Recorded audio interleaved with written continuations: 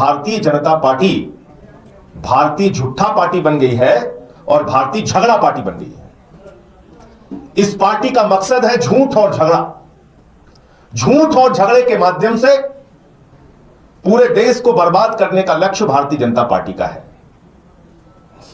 और उसी सिद्धांत को अपनाते हुए आज भारतीय झूठा पार्टी ने फिर से आप लोगों के साथ सामने एक नया झूठ प्रस्तुत किया, एक नया ड्रामा प्रस्तुत किया, जिसको आप लोगों ने बगैर वेरीफाई किए चलाने का काम किया। और क्यों किया गया ये? क्यों पिछले कई दिनों से आम आदमी पार्टी के राष्ट्रीय संयोजक अरविंद केजरीवाल जी दिल्ली की कानून व्यवस्था का सवाल उठा रहे हैं। यहां गैंगरेप हो रहा है, गैंगवार हो रहा है, माफिया राज चल रहा है, व्यापारियों को गोली मारी जा रही है, महिलाओं को सड़कों पे घसीट के उनकी जान ले ली जा रही है। यह सारा मुद्दा केजरीवाल जी उठा रहे हैं और अमित शाह बजाय इसके कि केजरीवाल के सवालों का जवाब दें, अमित शाह बजाय इसके कि दिल्ली में अपराध रोके, केजरीवाल को रोकने में लगे हुए हैं, केजरीवाल के खिलाफ तमाम तरीके के षड्यंत्र और साजिश रचने में लगे हुए हैं। मुद्दों से दिमाग हटाना है। अब मुद्दों से दिमाग हटाने के लिए सिर्फ एक ही सहारा होता है, भाजपाइयों का झूठ। तो आज उन्होंने वो ऑडियो क्लिप आपके बीच में चलाया जो पूरी तरीके से फेक है, जिस ऑडियो क्लिप की कोई सत्यता नहीं है और जिस ऑडियो क्लिप के बारे में दिल्ली के माननीय हाईकोर्ट ने रोक लगा रखी है। ऐसा एक audio clip Bharatiya Janata party का, फिर से मुझे कहना पड़ रहा है, भारतीय झूठा पार्टी का आईटी सेल का जो हेड है वो चला रहा है। उसके प्रदेश अध्यक्ष बीजेपी के जो दिल्ली के हैं सचदेवा जी, गौरव भाटिया, उस झूठ को लेकर उड़ रहे हैं आसमान में, आसमान में उड़ रहे हैं, जिसके संबंध में हाई कोर्ट का निर्णय आ चुका है। ऐसे झूठ को लेकर उड़ रहे हैं और यह आदेश हाई कोर्ट का है कि ऐसा कोई भी ऑडियो चलाया नहीं जाएगा। भारत के उच्च न्यायालय, दिल्ली के उच्च न्यायालय के आदेश के बावजूद भारतीय जनता पार्टी ने ऑडियो क्लिप कैसे चलाई? इनके खिलाफ माननीय न्यायालय को एक्शन लेना चाहिए। 17 अगस्त 2023 को देश के एक मीडिया चैनल ने ऐसा ही प्रयास, इसी ऑडियो क्लिप को चलाया था और ये कहा था कि एक कपिल सांगवान नाम का एक गैंगस्टर है और उस नरेश बाल्यान जो आम आदमी पार्टी के विधायक है, उनके बीच की बातचीत है।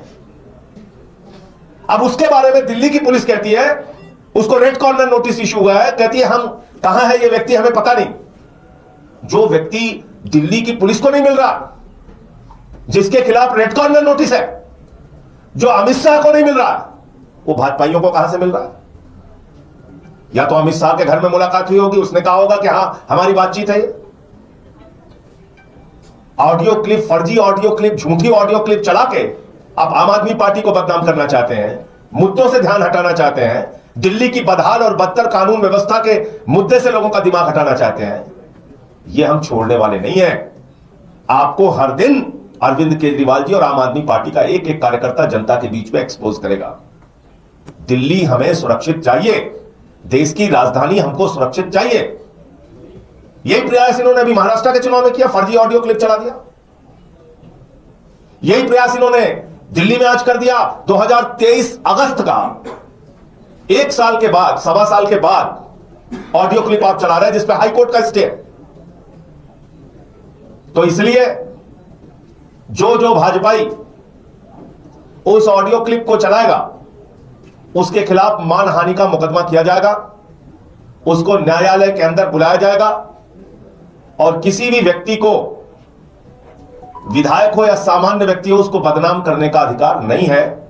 और ये जो काम बीजेपी ने किया है आज, वो न्यायालयों के आदेश की अवहेलना है और साथ ही साथ उनकी पार्टी का जो नाम है भारतीय झूठा पार्टी, वो भारतीय झूठा पार्टी ने अपने आप को फिर साबित कर दिया कि दुनिया में सबसे ज्यादा झूठ फैलाने वाली और झूठ बोलने वाली पार्टी है भारतीय झूठा पार्टी, यानी कि गलती से उसका नाम भारतीय जनता पार्टी है। मुझे इतनी बात कहनी थी। आपका कोई प्रश्न हो आप पूछ सकते हैं।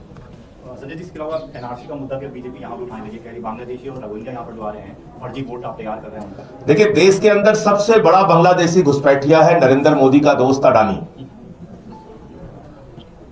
उस अडानी को मोदी जी ने ठेका दिलवाया है बांग्लादेश में। झारखंड की जनता की बिजली, देश की जनता की बिजली बांग्लादेशियों को दिलाने का काम भारत के प्रधानमंत्री नरेंद्र मोदी ने अपने दोस्त को दिया है, जिसका नाम है अडानी। तो देश में सबसे बड़ा बांग्लादेशी घुसपैठिया कौन है? अडानी। पहले अडानी को बुलाओ, अडानी का धंधा बांग्लादेश में रुकवाओ। जितने मोदी के दोस्त बांग्लादेश में धंधा करते हैं, पहले वो धंधा बंद करें। नंबर एक बात। नंबर दो बात, बांग्लादेश से सीमा किसकी लगती है? त्रिपुरा की, आसाम की, बंगाल की। सीमा की सुरक्षा किसके जिम्मे है? नरेंद्र मोदी और अमित शाह के जिम्मे है। 10 साल से सरकार किसकी है? मोदी जी और अमित शाह की है।